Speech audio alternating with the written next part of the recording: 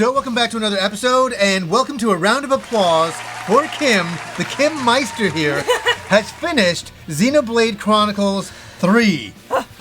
What a couple of years for you, honestly. Like, I can't believe it. Kim finished Xenoblade Chronicles 2, Torna, and 3 this year alone. So big congrats. Thank you. I honestly feel like a proud father, an RPG father. I'm just like, oh, you've come so far. But you really have, and I've really been blown away with your commitment. Oh, thank you. And just your passion. Yeah. I mean, it's incredible just to see Kim on a night just so into it. So anyways, I'll put it to you.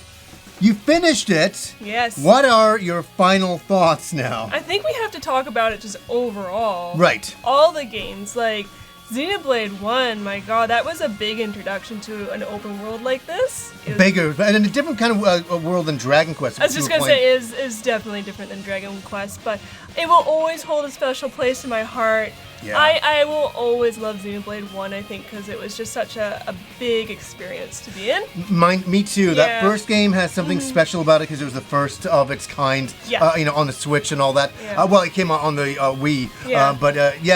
I like that. I like the trilogy, but Yes. what's going on going into 2 for you? Going into 2, I liked it. Yeah. But it wasn't my favorite one. The blades itself were interesting, don't get me wrong. I wasn't a big fan of the characters. I just couldn't connect to them. They weren't my kind of deal. But the gameplay was fun? The gameplay was fun. Right. Collecting the blades was fun. It was a little bit tedious because there were so many blades to collect. Yeah. And you were doing everything in all these games, which is just amazing. I was. I mean, I'm very much a quest hunter. This game overall has made me addicted to doing the quests. Yeah. Like, remember the first one?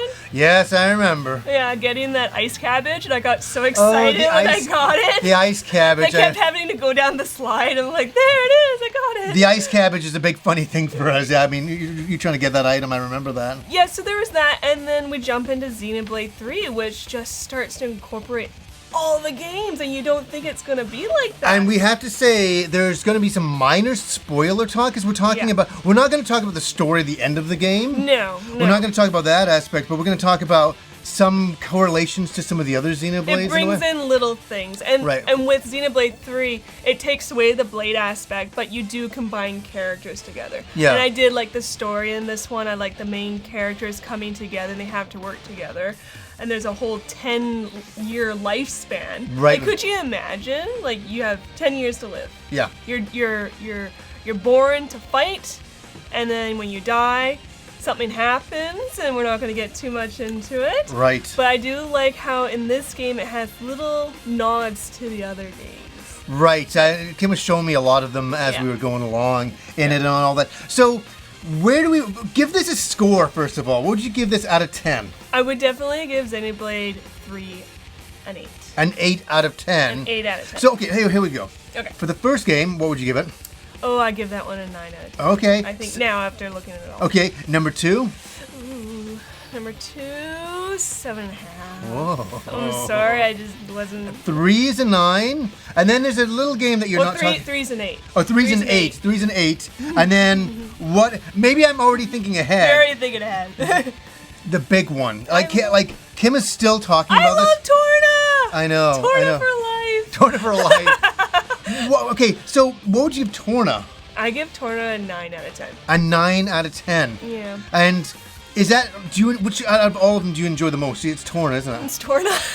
And let's go back on. I know you talked about it a little bit before, but why? I like the characters. I like the dynamic. I like that, yes, it was a bit shorter.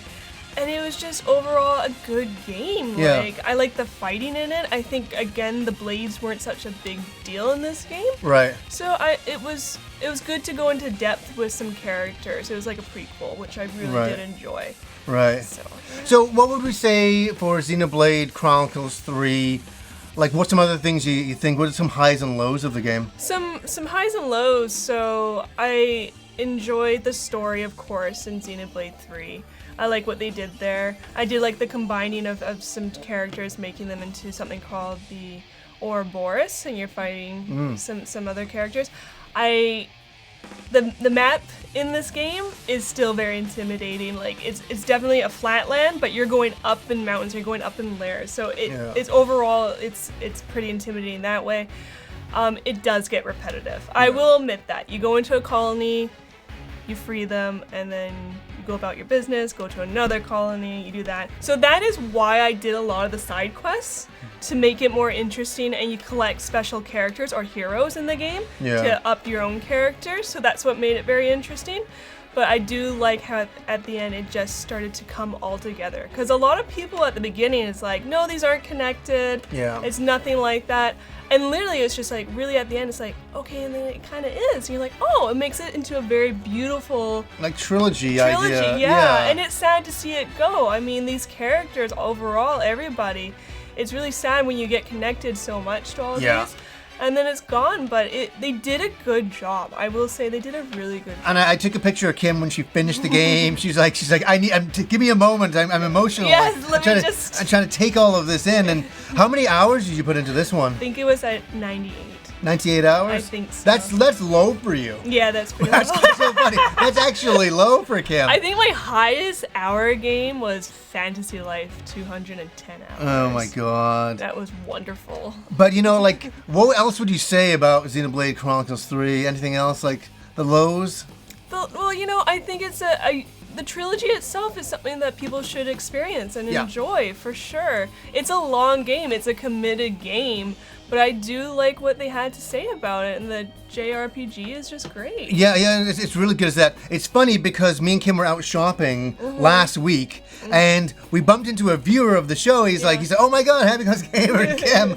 And so I was talking to him in the Save On Foods, and we were talking, I was asking him what he was playing and stuff like that, and then I said, are you playing Xenoblade? I said, Kim's playing Xenoblade, and he's like, no, it's way too, he goes, I tried, but it's just too much. It is a lot. And I found that really interesting, just to talk to somebody like kind of who tried to start it, and it was just too much for them to deal with. And I even said to him, so just kind of get past the beginning, you'll get it and all that. So hopefully he went back to even when I first started Xenoblade, you're like, hey, you're not going to like the combat system. I'm like, why? Because you go up and you just keep fighting, like, I don't like this at all. But of all of them, the first one, I do enjoy the combat. Yeah. Last one, I still can't get over that screen, man. I don't like the setup. I still don't like the setup. There was too much, like the way it was positioned on the screen. It just felt cramped. So that's something you said since your first thoughts to your final thoughts. So that's still an issue for you. But combat overall, the first one was the best one. Oh, interesting. I did like that. I mean, when you go on later the games, you kind of have more options to have different people come in to fight, so you have others to help you out. But I did like the first one better. Yeah. For sure.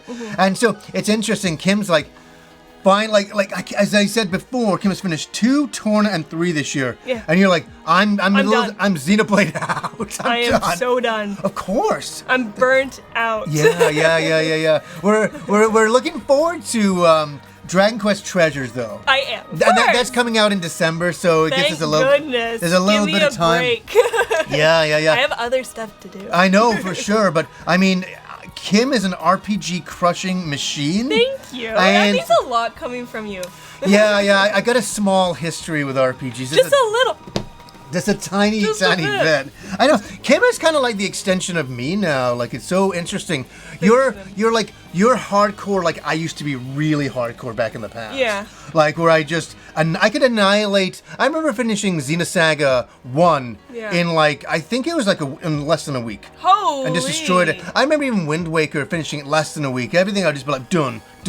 I could just annihilate, type of thing. Well, I like to take my time a little bit more now and play a few different types of games. Well, I always admire how you can play games like Resident Evil and things like that. Why? I can't do those type of games. It scares the crap out of me. The scary aspect of it. That's what I kind of I love Resident Evil games. I love Ys games. Those are my jam. I love doing those types of things. And Xenoblade, I mean, the only one I think I've taken back from is watching Kim play Torna. I was so jealous about that. Yeah. And that's one that I would really like to pick up. I think you would really I know. Honestly. Do you know what happens to me is that I got such a schedule of games that are coming, new stuff is coming out, that I have such a hard time if I miss a game like that, it's hard to get back to because I'm always going on to the next, onto the next, onto the next. It's very quick though. You're not doing 98 hours. No, that's also it as well. It's a shorter game. Yeah. But I mean, watching you play on the OLED, I was like, oh my god, like it's so night cool. and day. It's so damn cool. So I guess we'll ask you guys, what did you think of Xenoblade Chronicles 3 if you played it, if you finished it? Most people that I know finished it within the first 2 weeks of it being released. I know, they're like, oh, done, I got it done, and... Like everything?